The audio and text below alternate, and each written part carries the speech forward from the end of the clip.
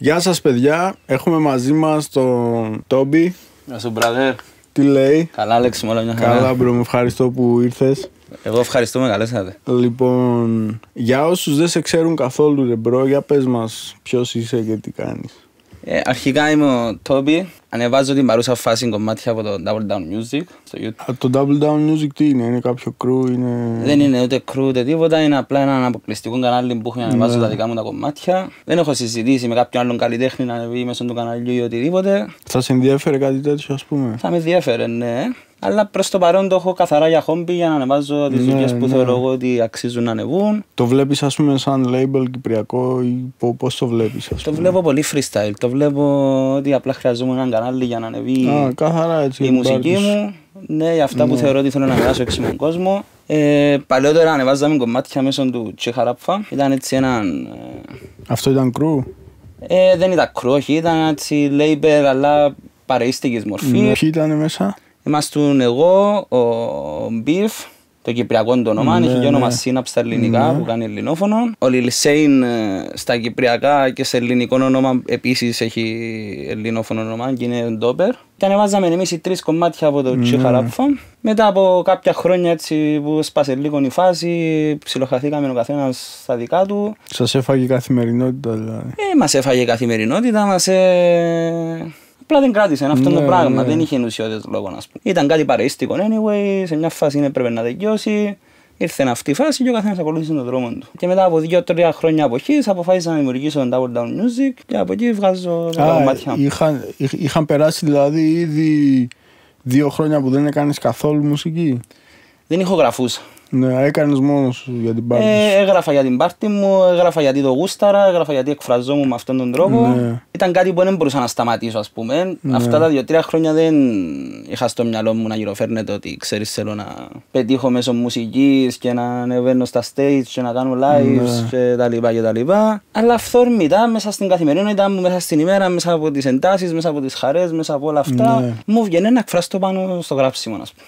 Είτε σε χαρτί, είτε στο κινητό. Πόσα χρόνια κάνεις ραπ? Αν υποθέσεις ότι είμαι τώρα 30 χρόνων, κάνω από τα 18 μου, έχει τουλάχιστον 12 χρόνια.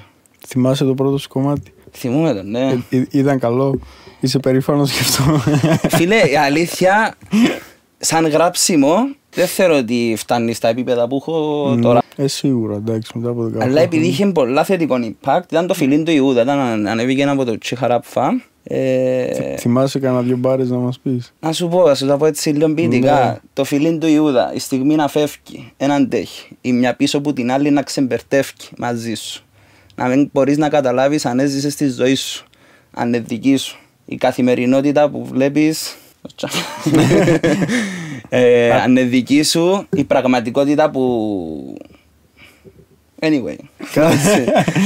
Κάτι θυμούμε, ναι. Αρκετά deep για 18 χρονών και πρώτο ραπ. Φίλε, ήταν πολλά βαθιστόχαστος στίχος, είχε να κάνει ας πούμε πολλά, ευκάλαμε τα ψυχολογικά μας. Και πώς προέκυψε ας πούμε καθώς ήσασταν μια μέρα και λες... Πώς προέκυψε να κάνω ραπ? Ναι, πώς προέκυψε να αποφασίσεις να πεις θα γράψω σήμερα ένα τραγούδι ας πούμε? Φίλε, να σου είμαι ειλικρινέστατος, εμένα κάνανε οι φίλοι μου που σου είπα πριν ο Σύναπιον Ντόπερ. Κάνανε πριν από σένα? Ναι, κάνανε πριν από μένα και ήταν οι Dyna Rhymes. Και ώσπου τους έβλεπα αυτούς, έκανα χαβαλέ, μ' άρεσε η φάση κτλ. Δοκίμασα, έκανα άλλες προσπάθειες να γράψω μόνος μου και να εμπνευστώ απλά έτσι για να δω αν μου περνά. Αλλά δεν το είχα πάρει σοβαρά. Και όταν επιτέλους έτσι πήγα Αθήνα να σπουδάσω, είχα πάει σε ένα live του Εισβολέα και από τον παλμό που είχε το live του Εισβολέα, από τον πανικό, είχε μος, πράγματα να σούσονται, να χτυπιούνται. Είχα περάσει τόσο πολλά ωραία που πήγα σπίτι και είπα να κάτσω να κάνω ραπ και εγώ ας πούμε για το πράγμα. Για ποια χρονιά μιλάμε τώρα, θυμάσαι? Το πρώτο μου release το έκανα στα 20, άρχισα να γράφω από τα 18. Τώρα είμαι 30, έχουμε 23 το 13. Το πρώτο μου release το έκανα το 13, ήταν στο στούντιο του Sergio Rapper Outlaw, παλιό στη φάση. Ξεκίνησα από μόνον του, κύλησε. Έτσι, από κυπριακά πρότυπα, ποιους είχες? Άκουγες κυπριακό ραπ πριν κάνεις κυπριακό ραπ ο ίδιος? Δεν είχα κυπριακά πρότυπα, όχι. Δεν είχες, Ούτε ελληνικά πρότυπα είχα, να πω ότι θέλω να μοιάσω σε τούτον. Έχει καλλιτέχνες όμως που λαλώ ότι ο γράψιμον τους πετά. Ποιους άκουγες από Κυπραίους? Άκουγα μόνο τον Τζον Γου. Ένα άκουγα άλλον, ναι, μόνο τον Γου. Γιατί Ήταν ο πιο ολοκληρωμένος καλλιτέχνης, ας πούμε, που μπορούσε να βγάλει Κύπρος και ακόμα είναι. Και για τον τότε καιρό ακόμα ακούνται τα γράμματα. Η σιωπή των αμνών, ας πούμε, ένα κομμάτι που θυμάμαι πολλά χαρακτηριστικά. Ακούω το τώρα και εντζίζει μας. Μετά από 20 χρόνια. Διαχρονικό, το κλάσικο. Έχεις κάποιο, πώς να το πω, ας πούμε, πιο γενικό στόχο που θες να πετύχεις με το ραπ, με τη μουσική ή απλά freestyle και ό,τι κάτσει? Φίλε, όχι, δεν έχω, γιατί αν είχα δεν πετύχω. Δεν έχω όμως, δεν ξυπνώ και να κοιμούμαι, δεν είχα ποτέ την εννιά. Ξεκίνησε από χαβαλέ μου, ακολουθεί τους χαβαλές. Και χαβαλές να μην παρεξηγούμαστε, άμα εννοώ χαβαλές και ότι παίρνω το στο σολολό, ας πούμε, και περιπέξιμο, παίρνω το πολλά σοβαρά. Και ο τρόπος που να γράψω και ο τρόπος που να σκεφτώ. Χαβαλές εννοείς freestyler, παιδί μου, ότι δεν κάθεσαι να κάνεις business plan, ας πούμε. Μπράβο, χαβαλές λέω που βγει. Το κάνεις για τη φάση. Πάντα το έκανα γιατί μου άρεσε να μπαίνω στο στούντιο, να βγάζω την ψυχή μου, να κάθομαι να γράφω στο χαρτί. Ήταν ο τρόπος να ξεχνιούμαστε που είναι ρεμό. Τη rap φάση γενικά πώς τη βλέπεις, ρε μπρο, στην Κύπρο? Τη rap φάση του σήμερα, έτσι. Ναι, αρχικά πες μου. Αρχικά εσύ πώς τη βλέπεις? Εγώ πώς τη βλέπω? Ναι. Εγώ, ρε μπρο, τη βλέπω μια ψιλοσαλάτα από την άποψη ότι έχει πολλά ταλέντα, έχει πάρα πολύ καλούς rappers οι οποίοι έχουν τρομερό στίχο, αλλά το λέω ότι είναι σαλάτα από την άποψη ότι, ρε φίλε, υπάρχει μηδέν οργάνωση και υπάρχει πολύ hate μεταξύ τους, παρόλο που είναι μικρή κοινωνία, ρε φίλε. Ακούς πολύ συχνά, δεν λέω hate προς εμένα, εννοώ hate, ρε φίλε, προς τους καλλιτέχνες μεταξύ τους, ο ένας κράζει τον άλλον, χωρίς να υπάρχει ιδιαίτερος λόγος. Δηλαδή θέλεις να πεις, δηλαδή αν δεν τους δείξεις, τώρα μιλούμε σε γενικές γραμμές, αν δεν τους δείξεις εσύ ότι θα τους βοηθήσεις, δεν θα γυρίσουν να σε σαπορτάρουν, ας πούμε, και τα λοιπά. Όχι μόνο αυτό. Θα σου πω ιστορίες, μπρο, δεν θα το πιστεύεις. Π.χ. ας πούμε, έρχεται κάποιος εδώ, του δίνω full το support μου. Support όταν σου λέω, ρε φίλε, έχει τύχει να του κάνω και δωρεάν δουλειά, ρε φίλε, ας πούμε, βίντεο, ηχογράφηση, ξέρω εγώ. Και μετά από ένα μήνα, 2 βλέπεις ότι σε έχει κάνει unfollow και σε κακολογεί και πραγματικά δεν μπορείς να συνδυάσεις μέσα στο μυαλό σου διαφορμές και αιτίες που δείξαν αυτόν. Ας πούμε, πολλές, ή ξέρω εγώ, έχει τύχει να κάτσεις εδώ να μιλάς με κάποιον και να σου λέει μπρο, γαμάει η φάση σου, γουστάρω full, και να φεύγει από εδώ για να σε κάνει unfollow. Και λες, ας πούμε, τώρα τι φάση, ρε μαλάκα, ας πούμε. Και κάθομαι και αναρωτιέμαι πολλές φορές και δεν έχω εξήγηση να δώσω σε αυτό το πράγμα. Δεν ξέρω πώς να το ερμηνεύσω. Εντάξει, ούτε εγώ έχω, ούτε εγώ να μην μπορώ να εκφέρω, τη στιγμή που δεν ξέρω τα γεγονότα και τα άτομα που εμπλέκονται στη συζήτηση, αλλά το θέμα ποιον είναι. Πώς βλέπω εγώ τη φάση στην Κύπρο? Πρώτα απ' όλα υπάρχει μια αντιζηλία μεταξύ ατόμων, είναι πάνω κάτω αυτά που λες. Αυτό είναι. Μια αντιζηλία γιατί να πετύχει αυτός και να μην πετύχω εγώ.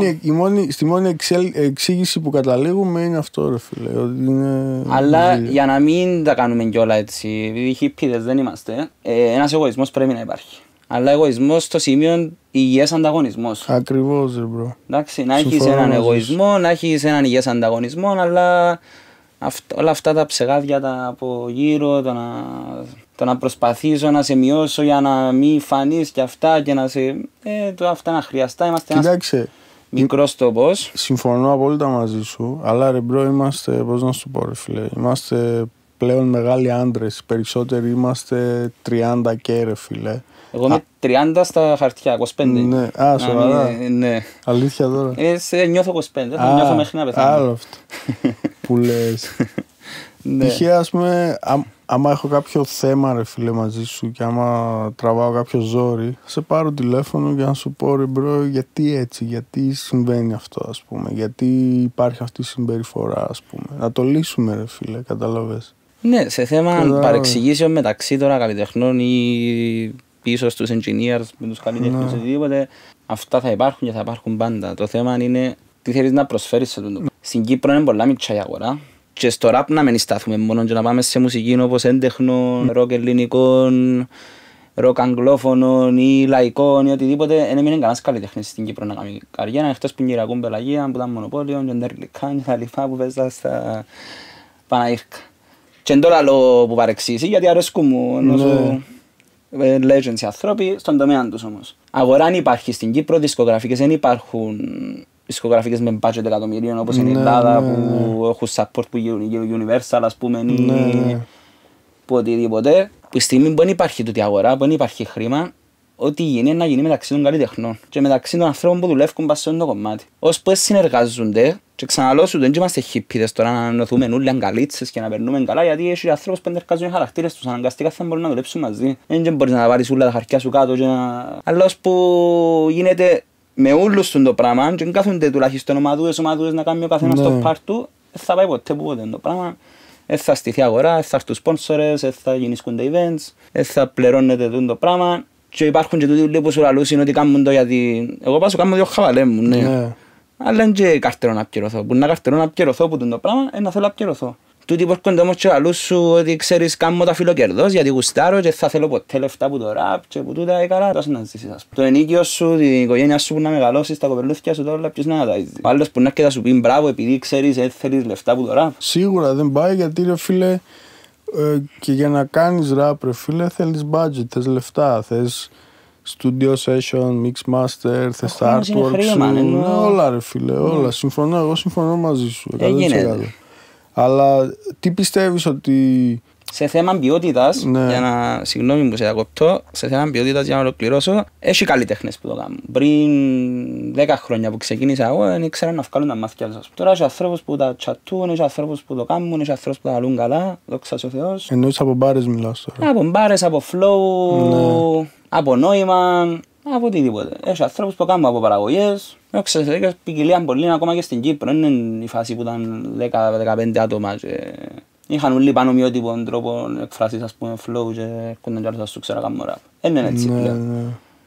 Αν είναι κάτι που πρέπει να αλλάξει σε τον τομέα, εκτός όλων των άλλων που είπαμε, είναι ότι ας πούμε τώρα υπάρχει μια φάση που χάθηκε η αυθεντικότητα. Είναι πολλά καλή, ο στίχος τους γαμά, το flow τους γαμά, θεωρείς ότι οι άνθρωποι έχουν ταλέντο. Αλλά είναι copy-paste όλοι. Ναι, ότι βλέπουν κάτι που πέτυχε στην Ελλάδα και λέω σου κάμε το. Κάμε το με. Γιατί είναι και οι επιρροές να βρεις που πάντα, γιατί που κάποτε θα πρέπει να εμπνευστείς και τώρα που κάποτε θα ξεκινήσει. Ο πρώτος που το έκαμε εμπνεύστηκε ο δεύτερος που λόγω του. Αλλά εδώ και τον αυθεντικό σου δεν είναι αυτό μέσα. Εδώ και μια μορφή που λόγω σου. Εσύ είσαι αρκετά αυθεντικός και αυτό φαίνεται κιόλας από το ότι π.χ. κάθε φορά που ηχογραφούμε ρε φίλε, φαίνεται ότι σχεδόν όλα σου τα track, ναι τα lyrics πάνω κάτω τα γράφεις από πριν, αλλά είσαι πολύ freestyle. Μπαίνεις στο booth και ό,τι βγει ρε φίλε. Ναι, ό,τι βγει το flow είναι. Φαίνεται, αυτό φαίνεται, γιατί θυμάμαι πόσες φορές ξέρεις, βρίσκουμε κάποιο flow και θες να ξαναπατήσεις το ίδιο, αλλά δεν βγαίνει. Επειδή ρε φίλε. Βγαίνει εκείνη τη στιγμή. Ναι, βγαίνει εκείνη τη στιγμή και είναι unique κάθε φορά. Γι' αυτό μπράβο σου ρε φίλε. Εμένα μου αρέσει το στυλ σου αρκετά. Ευχαριστώ ρε μπραδί, γιατί ακούνε μου καλά λόγια που λαλείς. Respect. Εντάξει, δεν κάνω το σκόπιμα, απλά δεν μπορώ να κάνω το σκόπιμα. Ξέρεις, έχω μες στο νου μου το πώς το κάνει ο άλλος και αυτό το κάνω το ίδιο. Ναι, πώς μου φύγει, ότι πώς ακούω φωνή μου. Που λες, να μείνουμε λίγο στο industry της Κύπρου. Τι πιστεύεις ότι ας πούμε θα μπορούσε να συμβεί για να πάει μπροστά όλο αυτό? Δηλαδή κάποια ingredients έτσι να προσθεθούν και να πεις ότι άμα γίνει αυτό θα έχουμε βιομηχανία όπως στην Ελλάδα ας πούμε. Φίλε, καταρχάς, για να μπορείς να έχεις βιομηχανία θέλεις επιχειρηματίες. Πάνω πουλά πρέπει να καταφέρεις να βρεις ανθρώπους που είναι πρόθυμοι να επενδύσουν λεφτά πάνω σε αυτό το πράγμα. Αν τους πεις ξέρεις αν ευκεί το πράγμα προς τα έξω, να έχεις κέρδος. Τώρα πώς να γίνει το πράγμα ή γιατί ή ο τρόπος ή τα levels που πρέπει να ακολουθήσεις για να βγεις πέρα στη αποστολή, δεν μπορώ να ξέρω. Αλλά ξέρω ότι η ουσία είναι πάση σε τούτο. Πρέπει να βρεθούν επιχειρηματίες, πρέπει να βρεθούν επενδυτές, πρέπει να σωστούν λεφτά. Για να έχει κίνητρο ο κόσμος να το. Πιστεύεις ότι το κυπριακό ραπ μπορεί να ακουστεί στην Ελλάδα και το ελληνικό κοινό ας πούμε να συνηθίσει το κυπριακό ραπ και να αρχίσει να το ακούει? Φίλε, ναι, πιστεύω.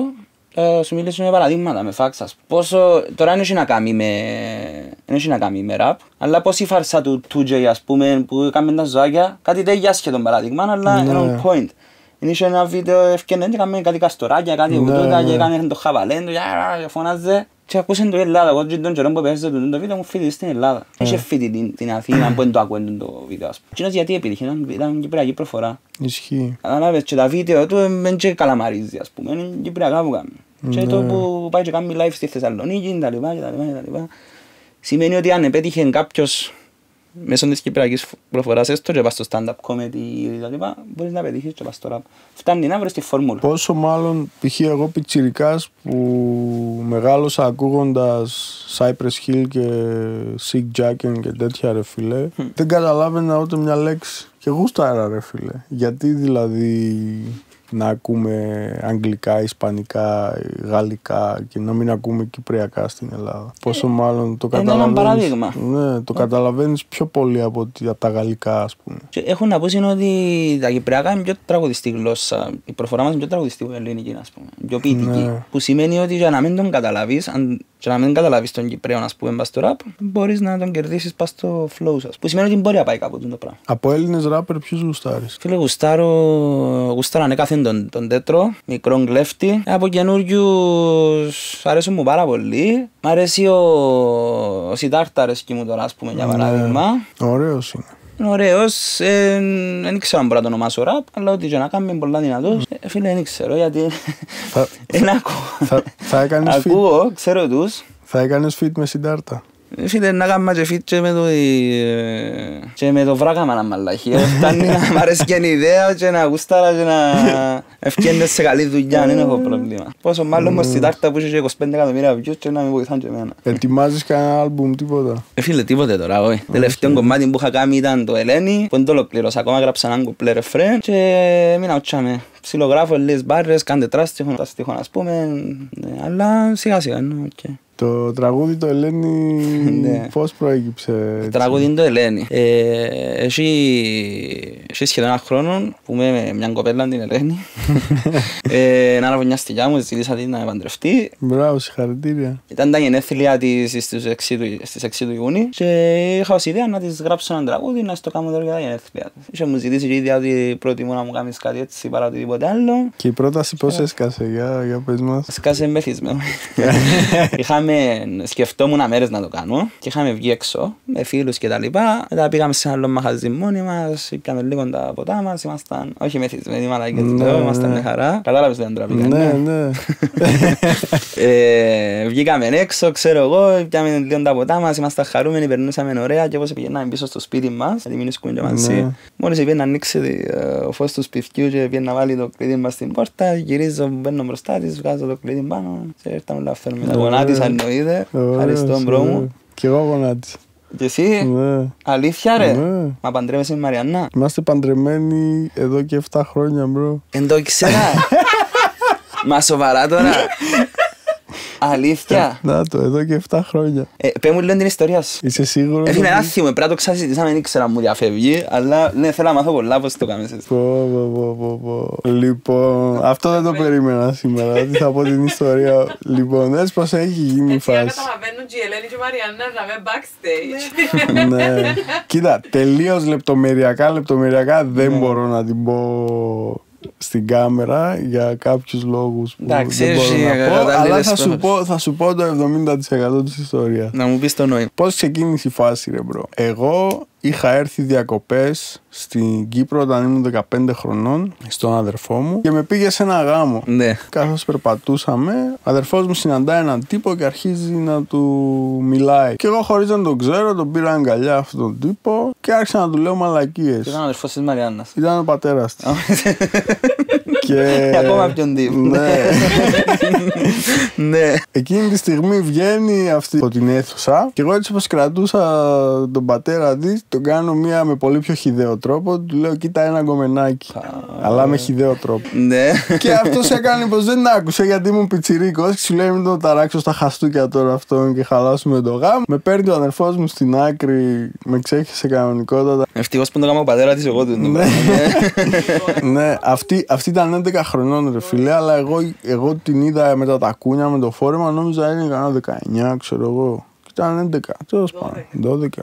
Εντάξει, δικαιούμουν, ήμουν κι εγώ ανήλικος. Πήγα να της μιλήσω, αυτή έτρεξε, μπήκε μέσα, ξέρω εγώ, γιατί εμάς στην κουλτούρα μας, ρε φίλε, κλέβουνε τις γυναίκες πολύ συχνά, ειδικά λίγο πιο παλιά. Και είχε ακουστεί ότι κάποιος ήθελε να την κλέψει, ρε φίλε, και αυτή τρόμαξε, νόμιζε ότι μπορεί να είμαι εγώ. και έφυγε. Γιατί σε εμάς, άμα κλέψεις την ύφη και την κρατήσεις μια νύχτα, ρε φίλε, και χωρίς να τις κάνεις έτσι, δεν μπορείς να την επιστρέψεις πίσω. Και χαθήκαμε, ρε μπρο, περάσαν 14 χρόνια και εγώ ξέρεις τι θυμόμουν, δεν την ξέχασα, ρε φίλε, μου είναι. Κατάλαβες. Λέω κάτι έτσι σε ναι. Και εκεί που ήμασταν με τον Νίκο, ήμασταν στο γυμναστήριο και μου λέει, ρε φίλε, βρες και εσύ καμία να παντρευτείς, ξέρω εγώ και τέτοια. Αυτός είχε σοβαρή σχέση, ήταν να παντρευτεί, λέει να γίνω κουμπάρος. Πάντων του λέω πια να βρω, ρε φίλε, δεν είχα κάποια εκείνη του περίοδο που ξέρω εγώ να με ενδιέφερε. Λέω, αλλά υπάρχει μια κοπέλα που άμα τη δω, λέω την παντρεύομαι αύριο. Την έχω να τη δω.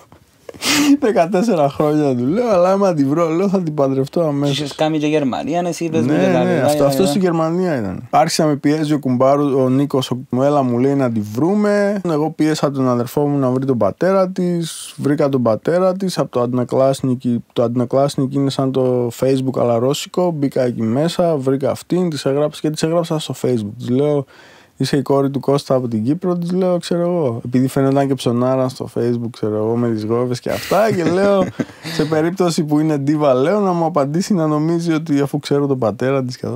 Μου απαντάει και την κάνω μία. Δεν θα με θυμάσαι, της λέω. Σε είχα δει σε ένα γάμο όταν ήμασταν μικροί. Με θυμήθηκε κατευθείαν, κατάλαβε. Θυμήθηκε το σκηνικό. Ναι, θυμήθηκε κατευθείαν ποιος είμαι, γιατί είχα και ξυρισμένο κεφάλι, ξέρω εγώ, ήμουν έτσι πολύ αλήτης μικρό. Και η δεύτερη κουβέντα που τους λέω, τι έκανες, της λέω, παντρεύτηκες? Και μου λέει, όχι, λέει, ούτε σκέφτομαι να παντρευτώ. Κάτσε, της λέω, θα έρθω εγώ τώρα Κύπρο και θα σου δείξω αν σκέφτεσαι ή δεν σκέφτεσαι. Αυτό τώρα τρίτη κουβέντα ανταλλάζουμε. Και εγώ κάτι έτσι είπα στις πρώτες κουβέντες. Δηλαδή, να σε κάνω να μην ξαναυκείς ραντεβού με άλλο. Κάτι πολλά παρόμοιο, να. Είδες. Μπράβο, τρίτη μου και εμένα.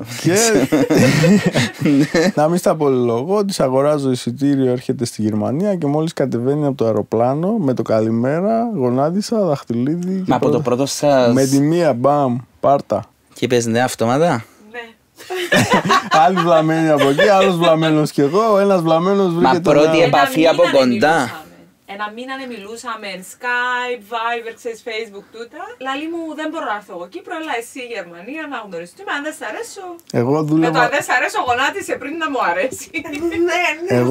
Εγώ δούλευα νταλίκες τότε και ήμουν οδηγός και δεν μπορούσα να φύγω. Και εγώ στους 6 μήνες ζήτησα και νιώθω καν και νωρίς. Μπρο μου ξεπέρασες με. Ζήτησες στο πρώτο 5 λεπτό. Με τίποτε. Με το γεια σου γονάτισε. Μπράβο. Τζόγος κανονικά. Εγώ δεν θέλω. Ναι. Και έτσι ρε μπρο. Μπράβο σας. Ναι, μετά από ένα Όλα τα χρόνο. καλά του κόσμου. Ευχαριστώ ρε μπρο. Και εσείς το ίδιο. Ευχαριστώ. Είμαστε 7 χρόνια. Είδες, τούτον είναι. Τούτο ναι. Δεν έχει σημασία. Καμία. Γι' αυτό δώσε με τα μούτρα και ό,τι γίνει μπρο. Και θέλετε βοήθεια με το χάμο, κανονίζουμε. Μας του γλύω ούλα. Αυτά που λες για το ραπ. Μπράβο, η μουσική είναι το πρώτο σας παιδί. Ναι. Τέλεια. Μια χαρά. Έτσι που λες. Για να πάνε και πίσω στο ραπ. Γιατί κοκκίνησα και λίγο, να σκέφτομαι τους γάμους, θα τα ξέρει. Να ραπάρεις στο χάμο σας. Να ραπάρω, ναι. Να τελειώσω το Ελένη σίγουρα και να το πω 100%. Τι σε μένει το πεις.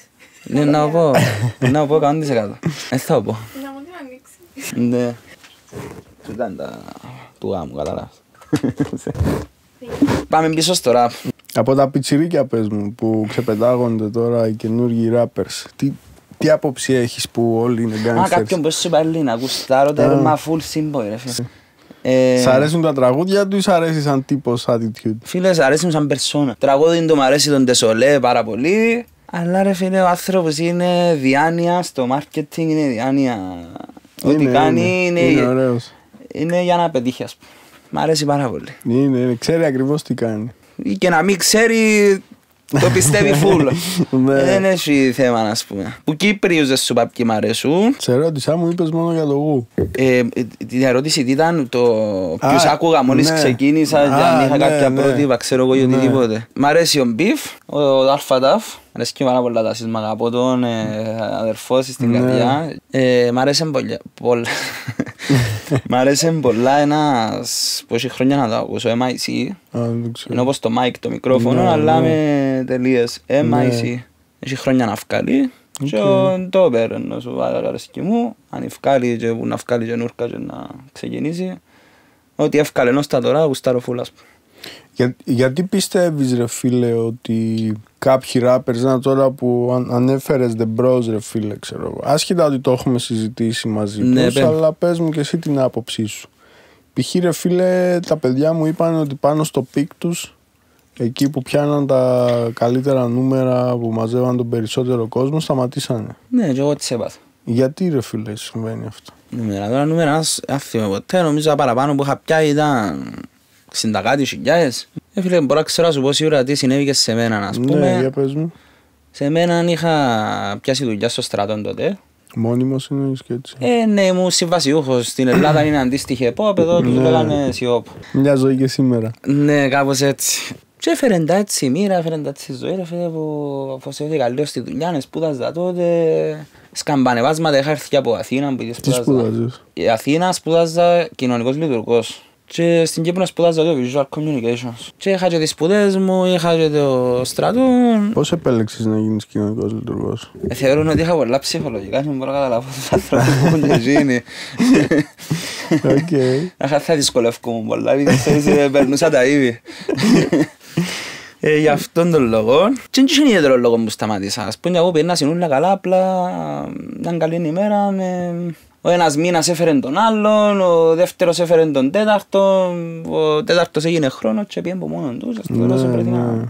Αλλά κάναμε και live τότε, ας πούμε, έφερναμε και κόσμο, κανέναν 300-400 άτομα έφερναμε τα. Δεν ήταν άσχημα για Κύπρο. Ποια ήταν η καλύτερη σου εμπειρία σε live? Κάτι που να θυμούμαι και να πω ότι έμεινε, ας πούμε. Ναι, κάτι τρελό να πεις μαλάκα έγινε αυτό, ας πούμε, δεν το πιστεύω.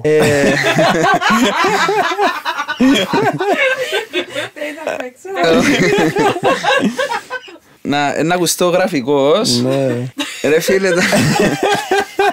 Ρε φίλε, τώρα τρελή εμπειρία σε live. Εντάξει, έπαιζαμε πολύ, ήμασταν λίγο έτσι ατίθαση ρε φίλε. Μπορεί να μην ακουστεί ωραίος σε κάποιους, αλλά είχαμε το, γουσταρίσκαμε. Μαλώναμε με κόσμο. Έτσι είχε ένα live, ας πούμε, εφεύκασαν μπουκάλες, πράγματα. Ήταν καμιά 200 άτομα και ούλοι κούλου μακάς που εμπάρουν στην Κύπρο, ρε φίλε. Διάσω που έβρισκες, όλα εμπάνα ήταν και δικός σου, διάς του την πάλι, απλά ξέρεις ότι να πιάει τόπο, να μην τη φάεις. Έτσι είχε πολύ πανικό, ας πούμε, δεξιά, αριστερά, τα πάντα. Και πώς ξεκίνησε αυτό, ρε φίλε? Περπάταν ένας παρέας, προκάλεσε έναν άλλον, τα με πας τα αστείο, μου τούτα, παρεξήγησε κάτι, έφυγε πρώτο ποτήρι, για να τι να φύγει το ποτήρι, να... Πού έγινε αυτό? Ναι, τότε έγινε στον Εξάντα, στη Καμακλή, δεν μου τζάμε. Περιοχή Σοπάς. Ήταν live σε κλειστό χώρο ή ανοιχτό? Ναι, αποθήκη τεράστια. Ήταν αποθήκη διαμορφωμένη για lives. Μετά το ξύλο κόπηκε το live ή συνεχίστηκε? Φίλε, συνεχίστηκε. Ναι. Δεν ξέρω κάπου βρέθηκα και τσιάριζα απόξω, ας πούμε. Ξαναβία μέσα. Συνεχίστηκε όμως, δεν είχε χαβαλέ. Κάνε εντόνων πολλά που θυμούμε. Ποιοι άλλοι ήταν σε εκείνο το live? Ήμουν εγώ, Beef, ο Ντόπερ. Βασικά εγώ Beef, ο Λισένη στα Κυπριακά. Κάτι μητσί που κάμμασαι. Ποιος τις έφαγε πιο πολύ από εσάς? Από εμάς κανένας. Μπρο, δεν. Να παραδεχτούμε τώρα τις φάγαμε. Όχι, αλήθεια αν έφαμε. Όποιος ήταν σε αυτό το live θέλω σχόλια. Κάτω στο comments αν κατάφερε και μου έδωσαν καμιά να το πει, δεν είχε πρόβλημα. Αλλά δεν έφαγα ούτε μία μπρο. Περασμένα, ξεχασμένο. Και οι άλλοι, δεν μου τους ελέγχασαν οι Tricksters. Ο Κρότοφ και ο Μιχαλάκης και ό,τι ακροβολίτες καλοί. Νομίζω ότι οι δυο ήμασταν, δεν είχε άλλους. Ήταν δικό μας live. Και είχε πανικό πολύ. Άλλες δυνατές στιγμές που θυμούμαι μου τώρα, εντάξει, κατάφερα να γνώρισα όλους τους Έλληνες, τους καλλιτέχνες. Τους γνωστούς της φάσης hip-hop. Ή τουλάχιστον αρκετούς και από τους active τώρα και οτιδήποτε παίζουν πριν. Εντάξει. Εν τω μεταξύ ξέρεις ότι τόσα χρόνια που ερχόσουν εδώ πέρα όταν ηχογραφούσε ο Beef, δεν ήξερα καν ότι κάνεις rap. Και όταν ήρθες την πρώτη φορά και άρχισα να πάρει, του λέω μαλάκα, λέω αυτός ραπάρει γάματα, γιατί δεν ραπάρει ποτέ ρε φίλε, ας πούμε. Και μου είχε κάνει εντύπωση κιόλας, λέω αυτός γιατί δεν ραπάρει ποτέ ρε φίλε. Το πράγμα που σου είχα πει και πριν, ότι έκανα το για την κάβλα μου. Και πραγματικά εννοώ το. Είναι απλά επειδή γουστάρω και ανεβάζει με εμένα σαν άνθρωπο, ας πούμε. Εν έπιενα κάπου να κάτσω σε παρέα, ας πούμε, και να γυρίσω που ξέρεις κάμω και αγορά, ας πούμε. Καταλαβες, όχι πως έχει κάτι ή έχω μίσινει κάτι, καλά, άμα το κάνεις καλά να κάνεις και να πεις. Απλά, αν με ξέρεις και ακούσεις με ή οτιδήποτε, αν το φέρεις συζήτηση, ρωτήσεις με να σου πω. Εν το χάω όμως να βγω, ξέρεις κάμω ράπ ή με τούτος ή οτιδήποτε.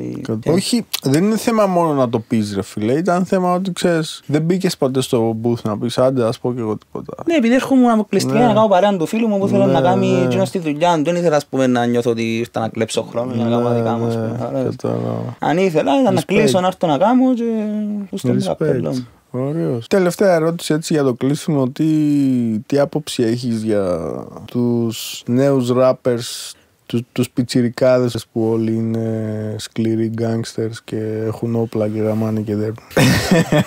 Δεν το χάσει άποψη, να μην παρεξηγηθώ. Φίλε, έχει ανθρώπους παζού. Έχει ανθρώπους που όντως τα κάνουν και μπορεί να τους ευκαιρνεί να το γράφουν και πας στη μουσική τους. Why not? Η πλειοψηφία πιστεύεις θα ζει? Η πλειοψηφία θα πω πως όχι, βάσει της δικής μου άποψης. Η μειοψηφία όμως ναι, πιστεύω ζήτα. Αλλά και ένας που είναι τόσο deep, όντως με γκάνια και ξέρω εγώ αν όντως χρησιμοποιείται. Επειδή άλλο τώρα να πάω να γυρευτώ να ρωτήσω 10-15 άτομα αργά η γλυόρα να βρω εγώ ένα πιστόλι να το έχω για το θωρώ και ξέρεις έχω πιστόλι. Αλλά ένας πόντος είναι να τόσει για να το χρησιμοποιεί αργά η γλυόρα θα μπορεί να πιένει και στο στούντιο και να βγάλει αυτόν του και lives. Σημαίνει χρησιμοποιεί το να πρέπει χρησιμοποιήσει και κάποιος αντίον του. Δεν το θέλει τόσο πολλά νομίζω αν πας στη σκηνή και έχει 10.000 άτομα από κάτω του γιατί κάποιος που γίνωσε να βρεθεί να του κάνει τη ζήμια. Ξεχωρίζεις κανένα πιτσιρικά ράπερ που σου αρέσει? Κυπρέον ή Καλαμαρά? Οτιδήποτε. Πιτσιρικά εννοούμε τώρα έχει κάτι παιδιά που είναι πολύ δυνατοί ρε φίλε και είναι... Φίλε Κυπρέος αρέσκει μου ένας, ο KLS Rap. Καλός, έχει χαβαλέν πολύ, το στίχος του είναι ωραίος. Κυπριακό κάνει? Πάμε Κυπριακό, ναι, πολλά δυνατός, που Καλαμαρά είναι ανερχόμενος, μόνο ανερχόμενος μιλούμε, τους πέντου που κάνουμε τώρα τελευταία 2-3-4 χρόνια, μόνο ο Σιτάρτα, δεν θα βάλω. Πόσα κάνει, ο Σιτάρτα δεν είναι πιτσιρικάς νομίζω, είναι... Α, πιτσιρικάς εννοείς μικρός σε ηλικία? Ναι ρε. Ηλικία δεν ξέρω άλλο. Δεν ξέρεις, Εγώ απλά παρατηρώ τελευταία ότι έχει ρε φίλε παιδιά που είναι ας πούμε 14-15 χρονών και έχουν πολύ σοβαρές μπάρες ρε φίλε. Εντάξει, η μαλαγία πια έμπονε, εγώ ότι ήμουν πάντα κολλημένος στις Αμερικανιές και πριν αρκέψω τώρα ας πούμε το πρώτο μου CD, Eminem και τα λοιπά, μπορεί εγώ και το 85% της ηλικίας μου που ακούγα να ξεκινήσω από Eminem. Αλλά το πρώτο μου CD ήταν το Eminem, το 8 Mile. Είχα πάει στο Pop Life ας πούμε, αστεία ιστορία τώρα, είχα πάει στο Pop Life και σύνιαρα δυο CD και ήταν το ένα το 8 Mile το Eminem και το άλλο ήταν το One.